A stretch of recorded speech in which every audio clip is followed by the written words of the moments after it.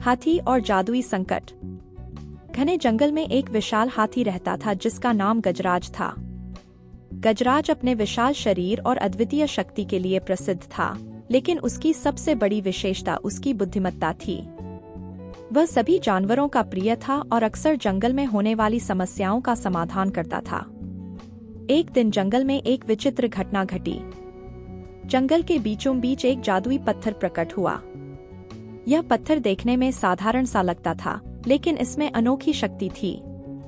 जो भी इस पत्थर को छूता, उसकी कोई भी एक इच्छा पूरी हो जाती थी। धीरे धीरे यह बात जंगल में फैल गई और सभी जानवर इस पत्थर के पास जाने लगे। शुरुआत में तो सभी जानवर खुश थे। कोई अपनी मनचाही चीज मांग रहा था, तो कोई अपने सपनों को पूरा कर रहा था। लेकिन जल्द ही इस जादुई पत्थर ने जंगल में अराजकता फैला दी। जानवरों ने अपनी इच्छाओं के चक्कर में एक दूसरे से लड़ना शुरू कर दिया। लोमड़ी ने अपनी चालाकी से शेर की जगह लेने की कोशिश की, जबकि खरगोश ने अपनी ताकत बढ़ाने की मांग की। इस अराजकता को देखकर गजराज बहुत चिंतित हुआ। वह जानता था कि यह जादुई पत्थर जंगल को बर्बाद कर सकता है। उसने सोचा, अगर यही चलता रहा तो हमारा प्यारा जंगल पूरी तरह से नष्ट हो जाएगा।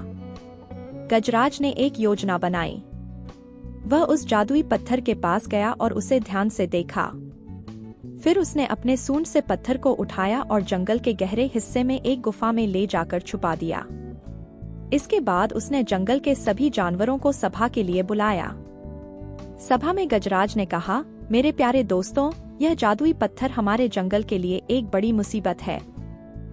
हम इसे इस्तेमाल कर रहे थे, लेकिन इसके कारण हमने अपने आपसी संबंधों को खो दिया है। हमें फिर से अपने पुराने तरीके से जीने की आवश्यकता है, जहां हम एक दूसरे का सम्मान करते थे और मिलजुल कर रहते थे। कुछ जानवरों ने गजराज की बात मानी, लेकिन कुछ ने उसका विरोध किया।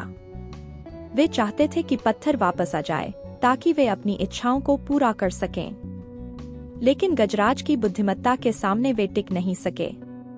उसने सभी को समझाया कि सच्ची खुशी और संतोष केवल अपनी मेहनत और परिश्रम से ही प्राप्त किया जा सकता है, न कि किसी जादू के माध्यम से।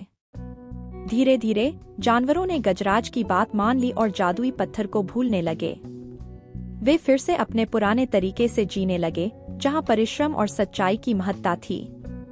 कुछ समय बाद जंगल फिर से शांत और खुशहाल हो गया। जानवरों ने मिलकर काम किया, पेड़ों की देखभाल की और अपने लिए खाना जुटाया। अब वे समझ चुके थे कि बिना मेहनत के प्राप्त कोई भी चीज स्थायी नहीं होती। गजराज की बुद्धिमत्ता और उसकी दूरदर्शिता ने जंगल को बर्बादी से बचा लिया। सभी जानवरों ने मिलकर गजराज का धन्यवाद किया और उसे जंगल का असली राजा माना। मॉरल: परिश्रम और सच्चाई से ही सच्ची खुशी प्राप्त होती है। जादुई चीजों के बजाय अपने प्रयासों पर भरोसा करें।